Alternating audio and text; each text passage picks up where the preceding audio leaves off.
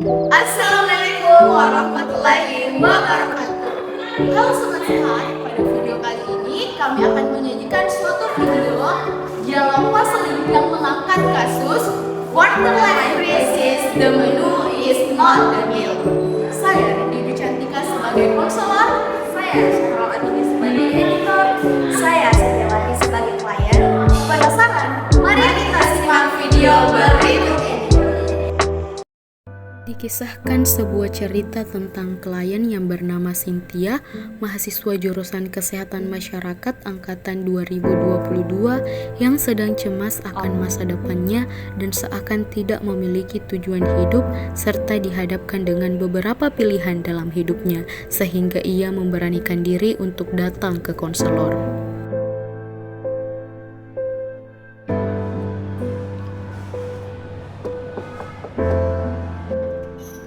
Assalamualaikum Kak.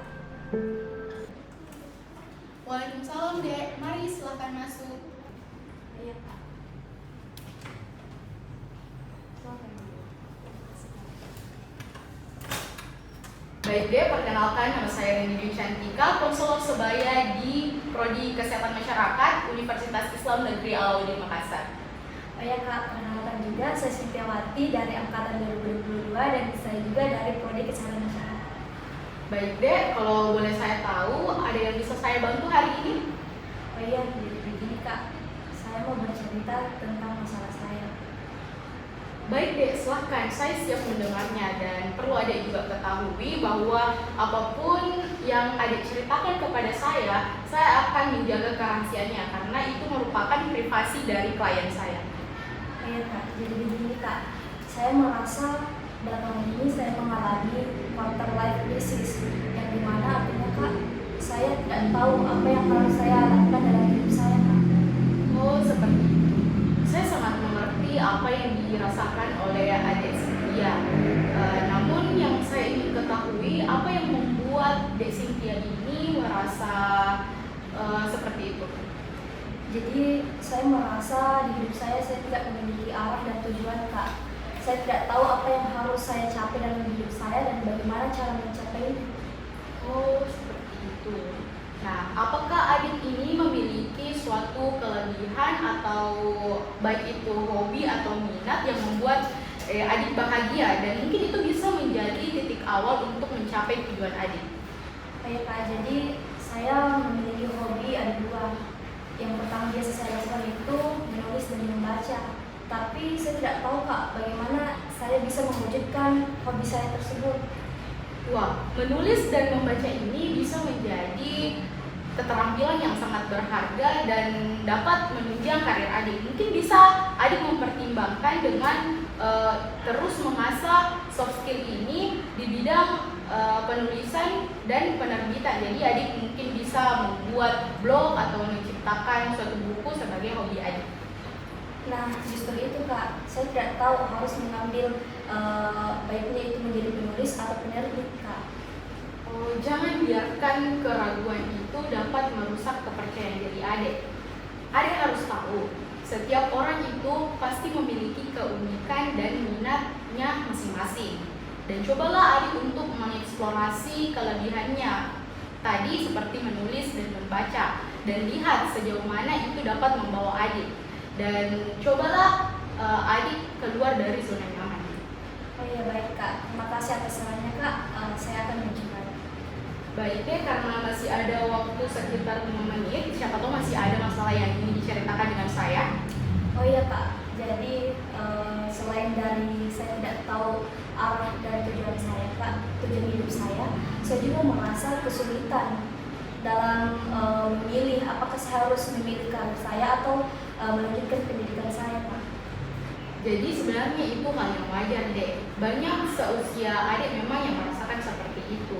Namun jika adik sulit untuk mengambil suatu keputusan, adik bisa membuat daftar pro kontra untuk memilih setiap pilihan adik yang ingin adik pertimbangkan. Jadi ini akan bisa mencari manfaat dan risiko dari setiap pilihan adik. Saya juga merasa tertekan Kak dengan ekspektasi orang terhadap saya. Saya merasa saya ini harus mengikuti apa yang orang lain harapkan dari diri saya. Namun saya juga tidak tahu apakah ini yang saya inginkan, Kak. Oh ya, saya sangat mengerti perasaan adik Cynthia ini.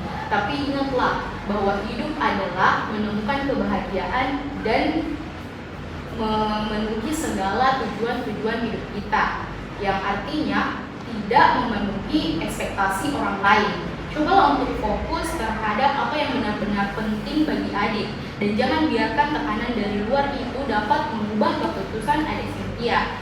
Because the menu is not the meal. Artinya di usia 20 tahun ini kita sering merencanakan dan rencana hidup kita hanya sebatas pikiran, tidak dengan usaha. Diibaratkan ketika kita ke restoran, kita menghabiskan waktu memilih menu dibanding makan. Begitu pula dengan persoalan karir deh. Terkadang kita memikirkan banyak sekali rencana-rencana hidup kita, tetapi tidak dibarengi dengan usaha. Pun di dalam Al-Quran, Allah Subhanahu wa Ta'ala menjelaskan di surah Ar-Ra'd ayat 11 yang artinya sesungguhnya Allah Subhanahu wa Ta'ala tidak akan merubah suatu kaum kecuali Ia sendiri mengubahnya. Jadi Allah itu memerintahkan kita untuk berusaha dan jangan lupa berdoa. Jadi lebih baik adik fokus untuk mengasah segala kelebihan yang dimiliki adik yang dapat menunjang karir adik. Oh iya, baik Kak, terima kasih banyak atas sarannya Kak. Hal tersebut mungkin bisa saya coba. Dan saya senang sekali sebenarnya jika ada mahasiswa yang memberanikan diri untuk bertemu dengan saya. Ingatlah deh bahwa quarter life crisis ini adalah proses pendewasaan dan proses untuk mencari jati diri. Jadi jangan takut untuk meminta bantuan jika adik membutuhkannya.